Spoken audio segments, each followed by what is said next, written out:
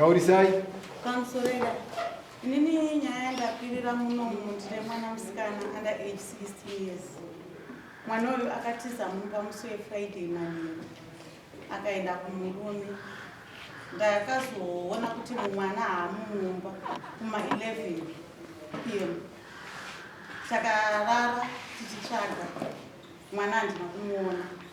Kuzosvikira pachena ndakatsvaga ndikabatawo hama dzandakabata ndikavaudza kuti mwana handisi kumuona kubva manheru emusi wa11 emusi wa15 ndakaudzova ndakaudza ndikaenda kusocial welfare ndakazoenda kusocial welfare musi wemande anga ndakazonzwa nemuzukuru wake ndiye wandakazobata because ndiye ane foni yaishandiswa kuti vacommunicate ndiye akazotaura kuti aiwa akaenda ane 16 years.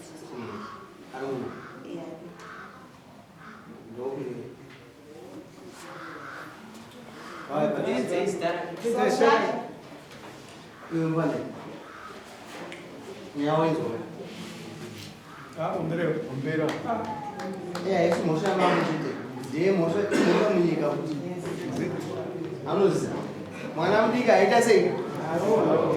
Nani? Aiwa iyo inobashike mangani mboko. Amashoma tudamuna nesimba. Baba wewe wangu. Aiba utapona. Karapa na mama yako. Sasa karapa na mama yako.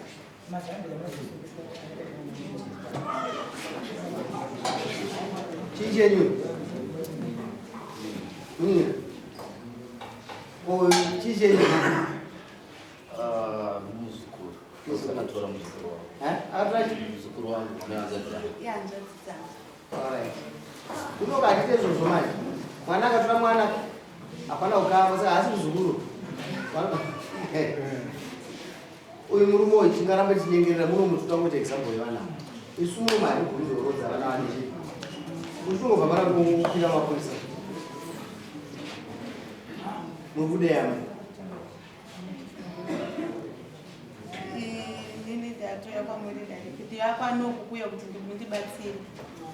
Sasha murume unomuda. Unomudini. Siyataura. Unomudini aisati. Unomudini. Andiudze sekuru apa zvonyadzisa sekuru apa unomudini.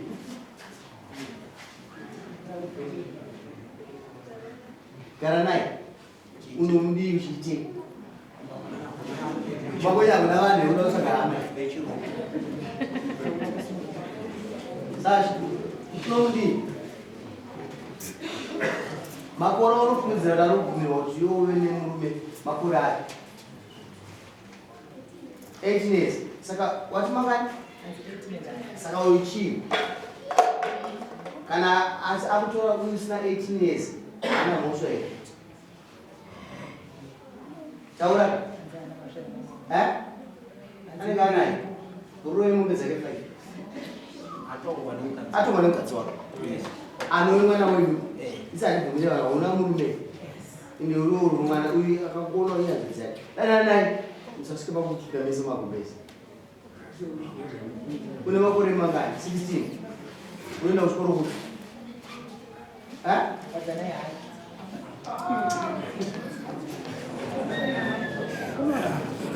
Isire nemudzi yake. Amai vaona mombe yavo. Vaona mombe dzavo 4 amai. Mazwe mombe 4. Usure muno uchimina. Nai mukuru ukadya magwavha sita asvika munayanda dzaasvote. Anosvota kumango inoisa sauti kai. Kasi nokwakudywa sauti here. Nekambe. Inosvura muno. Samfana ane mhosva muno mune mombe nemudzi yechimini. Mombe izvozvo dzida muisire zva7 anokwakwadira mombe 2. Ma250 mombe 1 mwana ari kuda chikoro. Mombe 1 amai ndiye kuisa mwana kuchikoro. Mombe 4 dzatakupai. Ibodzi ndiye kuisa mwana kuchikoro. $300. Unopedzisa mwana kuti aende kuchikoro. Ada kuti baba takupa baba wacho. Some say $500 by now 7. You might have about 3 months. Yago was so open. Say all the pants. From one of me. Munzo Wangu.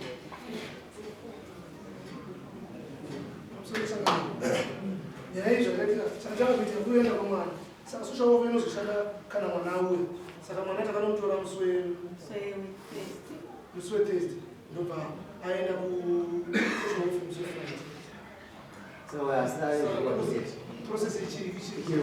Chimba mamtura ile basira mutransport cheese. Kaga kusema. Sumuka shamba kwa kusema. I'm sorry, Mambo. Kama sasa ino. Hakuna basa Chikomana chinogara kwatikati mwana wangu. Muroora uya akatenda kuita uroora wekwatikati. Akatenda kwatikati kunoita uroora kuti vana amai varuko vakatambira mwana uya akaita uroora. Ona uroora mwana. Wakaita. Ndosa wasunga Zambia.